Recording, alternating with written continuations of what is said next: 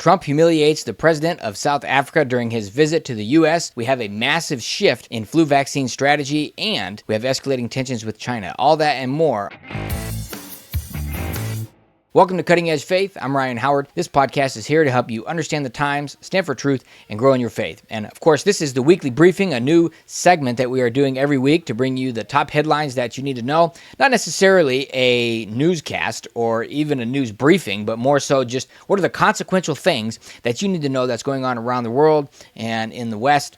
And what's a take on it? What's a view, a biblical view on what's going on? And these are all things that I want to help you understand the times, help you be like the sons of Issachar, understand the times and knew what Israel should do. And that's what we want to do. We want to understand the times, seek the Lord, and the Holy Spirit can show us what we need to do. And of course, that all comes after a relationship with Jesus Christ is in place. Now, I just want to dive right into the headlines here. I'll go through them quick, and then we'll circle back, and I'll give you some of my commentary with it, along with some additional details. So first up, I mentioned it already in the intro, Trump humiliated the South African president over the white farmer violence that's happening there in South Africa. There have been lots of pushback from mainstream media, so we're going to have to unpack that a little bit.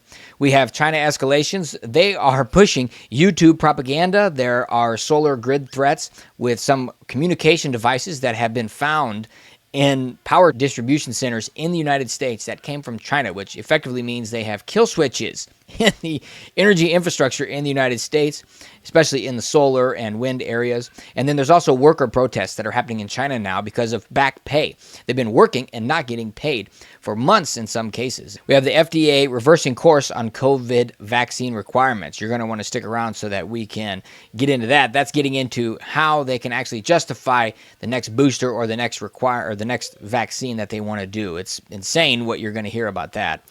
We also see a flu vaccine strategy collapse under RFK Jr.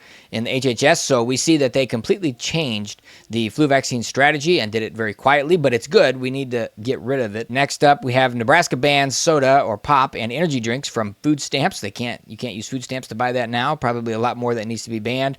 We have Israel launching major Gaza offensive called Operation Gideon's Chariots. So lots changing there. We have the CIA calling China an existential tech threat. And they also consulted Elon Musk on that.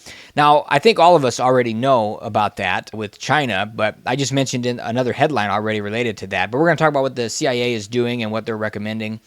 And Trump targets the European Union with 50% tariffs threat by June 1st. He says that what's happening in the trade discussions are not going the way they should be. And the Republican U.S. House pushed the major tax reform, and that cuts solar and wind subsidies and also extends the tax cuts that Trump did in 2017. So more to come about that. Passed the House, but still needs to go through the Senate. Harvard was hit with a DHS crackdown over their China ties and anti-Semitism. So they're saying that Harvard is not doing what they need to be doing with their students, and there are also national security issues. And obviously Harvard came against and opened up a lawsuit, but we'll have more to say about that. Biden, prostate cancer allegedly was concealed during his presidency and even before his presidency. So that's quite controversial. We will have more to say about that. We have Israeli embassy workers that were shot dead in D.C. outside of a museum, and that was obviously raising security concerns. We have ICE facility showdown. A U.S. representative was charged with assaulting a federal officer.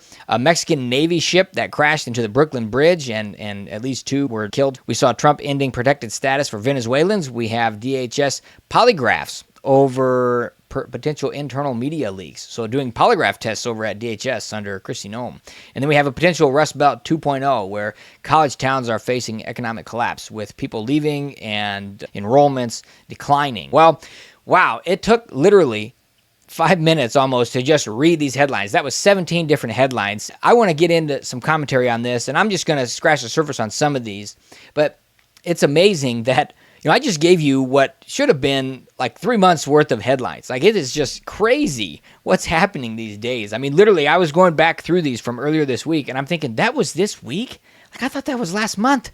This is crazy. So there's so much to keep up on, and that's why, hey, it's so great that we now have this weekly segment for you to stay on top of all of it. Now, let's dive in first to the top story, which was Trump versus South Africa president. They were just talking, having a nice conversation, and then Trump asked that they would turn the lights down, and he played a video of actually what was happening in South Africa, and these calls against the white farmers and all of this, and, well, the South African president responded and even brought 3 white golfers from South Africa there, and they even testified to, he turned to them and they testified and said, well, yeah, this was scary when we were growing up and this and that, and sort of kind of proved Trump's point. And so it backfired a little bit, but I think, this is a terrible thing that's happening there and has been happening for decades. It's something that needs to be brought to attention. I would like to see Trump do this same thing. It doesn't have to be in the Oval Office. It doesn't have to be even here on U.S. soil, but I would like to see him bring attention to what's happening in India and China and Syria and Afghanistan, all these places that are in the global conversations around the world, and what's happening with Christians there. And just spotlight it. Look, this is absurd. It's travesty that this is happening, and these governments are allowing it to happen. And so I would like to see him do something similar with at least China and India and any of these nations where they have harsh Christian persecution. Even Mexico is on that list from Open Doors. So I did other episodes on that recently, so check those out if you want more information.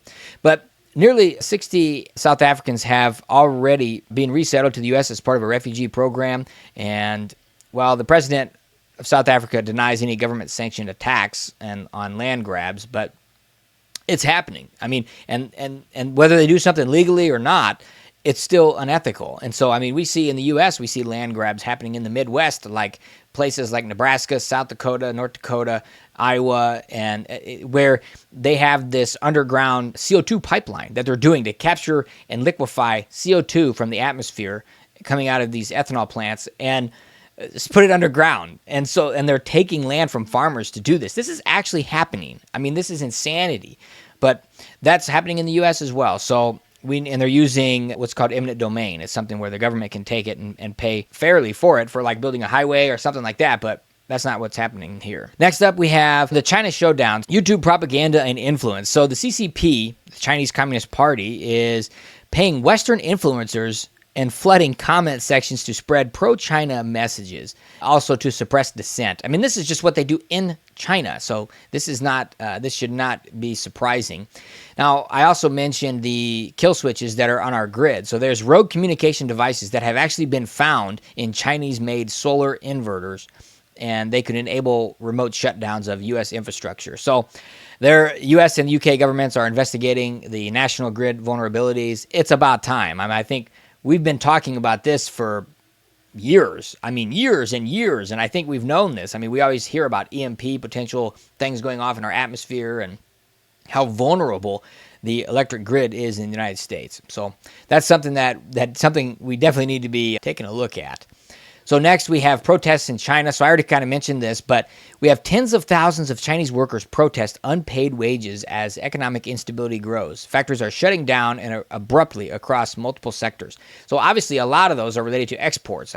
Export business is a major part of the Chinese GDP, and so without export, it could collapse the China GDP. So we're seeing lots of difficulties there. Obviously, China and what you're seeing in the mainstream is not going to show those difficulties, but there are YouTube channels and others like the China Observer and China Uncensored that I would highly recommend if you want to get more information about what's really going on there. But it's very difficult there, and the sad thing is that the Chinese government, the Communist Party of China, is willing to let their people suffer. They've had, millions of people starve to death in the past, and so they're willing to do that. And so it's very sad, but we need to be praying for the people of China. We love the people of China. We just don't love the government of China.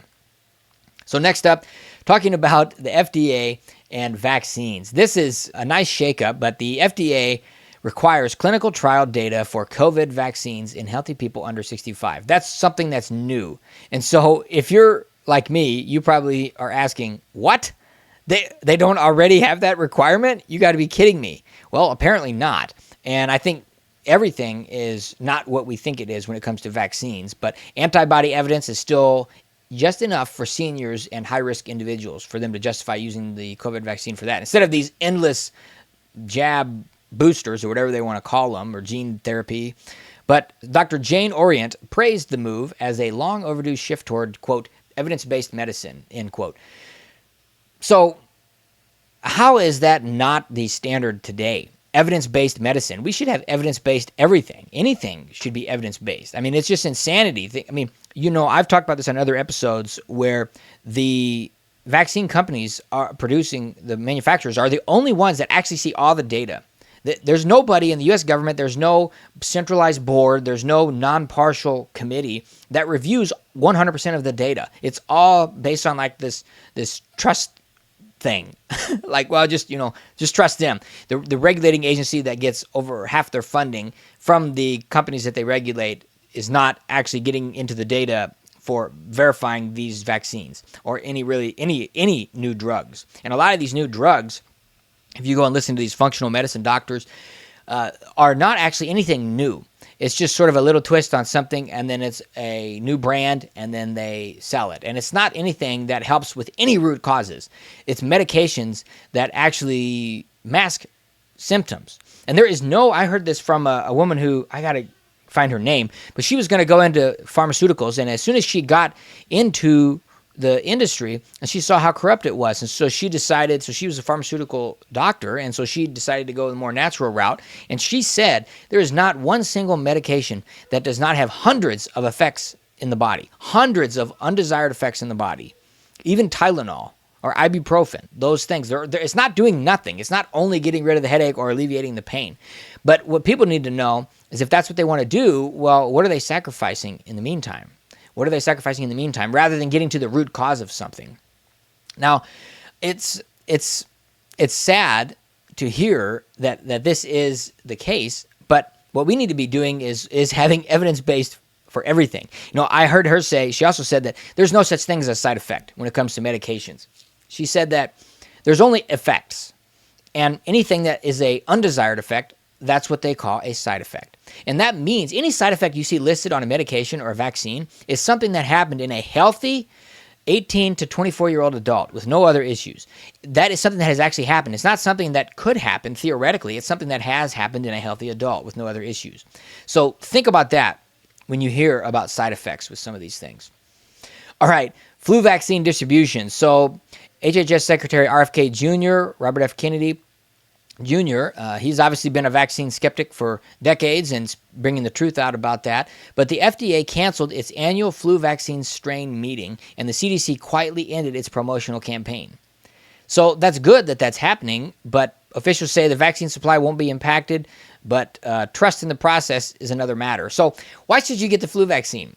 Well, let's see. Here's some reasons to not get the flu vaccine. In April 2025, a new Cleveland Clinic study found, which it's not been peer-reviewed yet, but it found higher flu rates in vaccinated people compared to unvaccinated.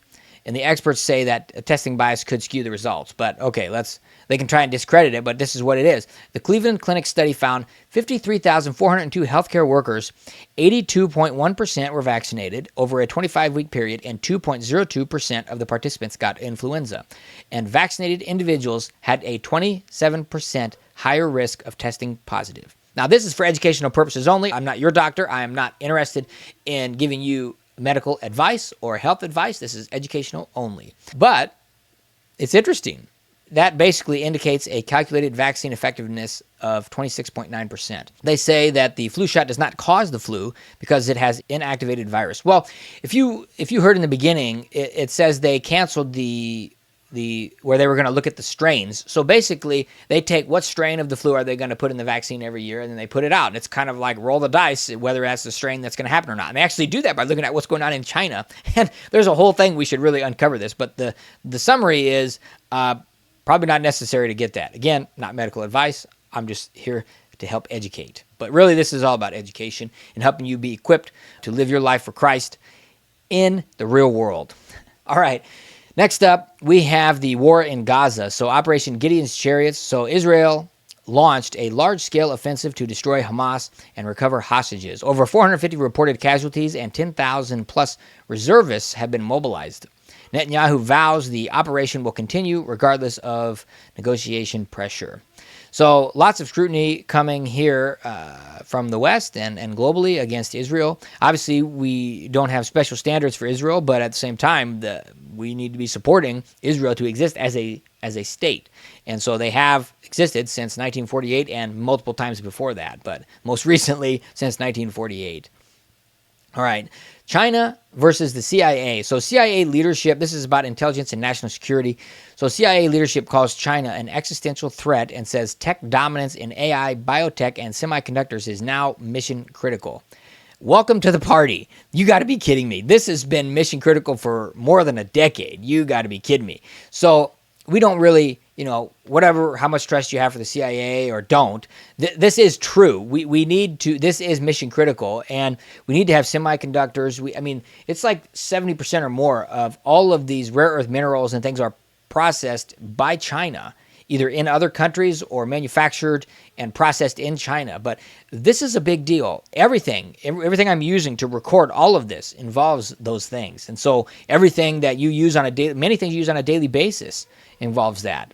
And so they're actively recruiting more STEM talent, the science, technology, engineering, mathematics talent, and even consulting with Elon Musk. So some interesting things happening there, but certainly something that is true that we need to be keeping an eye on, and our leadership needs to be doing something about it. And this is when it comes to AI, it's a race that literally changes every week. It is even every day. Every time I go to look for tools to help do things better and faster, there's a new one out there that does even more than the one did last week. So, it's crazy how fast these things are accelerating.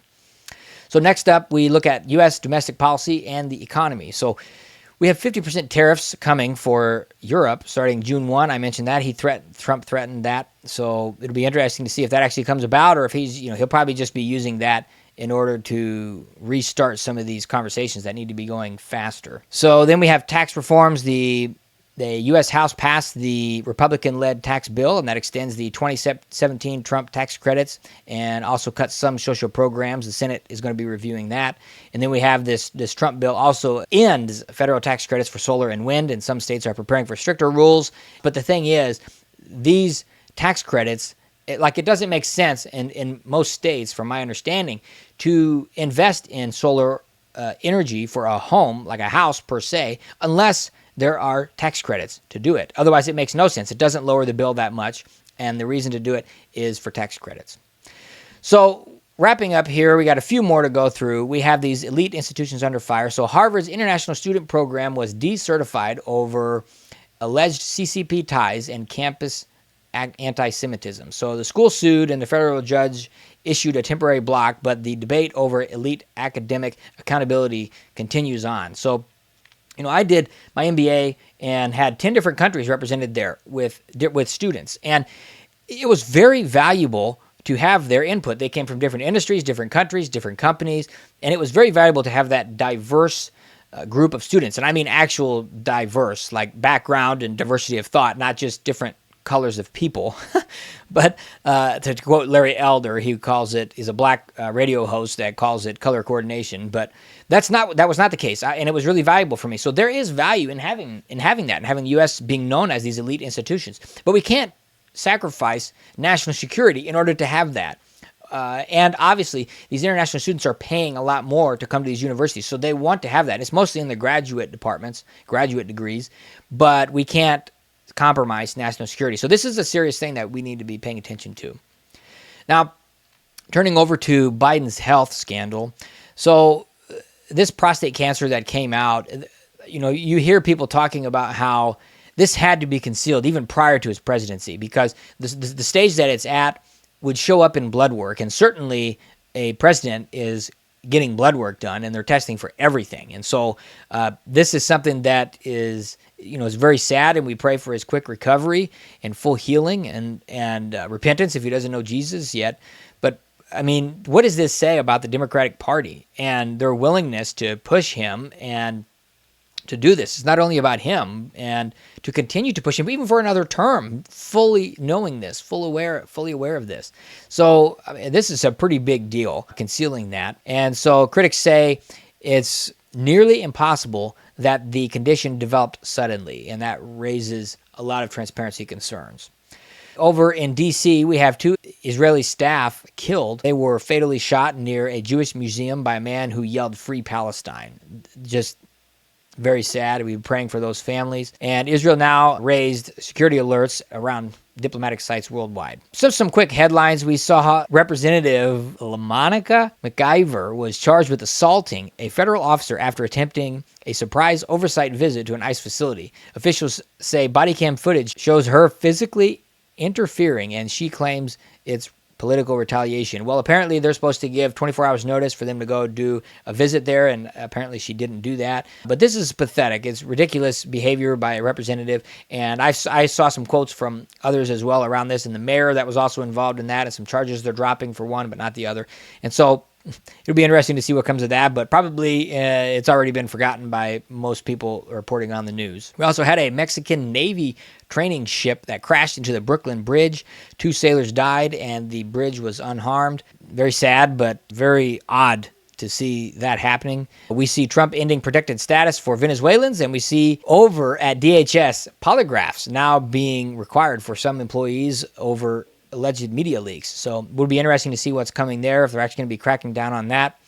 And college towns across the U.S. are losing students and shrinking economically. So is that forming a new kind of Rust Belt? That's the question. What's the Rust Belt? Well, the Rust Belt is the northeastern and midwestern U.S. that it was after the declining industry and aging factories, falling populations, still producing cities in Pennsylvania and Ohio are at the center of that. So people, just being left as a Rust Belt, and that's where that name comes from. So, well, there's a lot that we got into here. What do you think? What did we miss? Let me know in the comments below, and I want to know what you think about this. We got some great feedback after our launch last week with this new weekly briefing segment, and I want to know what you think. If you're on the audio, just send me a text. You can find the link in the show notes, and again, leave a comment below. What did we miss? What do you think about this? What's going on in your world, and how is this helpful for you? So hey, make sure you like and subscribe if you're on the video, and go to howtogrowyourfaith.com so you can learn more about the 5 biggest mistakes Christians are making when they're trying to grow their faith. All right, thanks for listening. God bless. We'll see you in the next episode.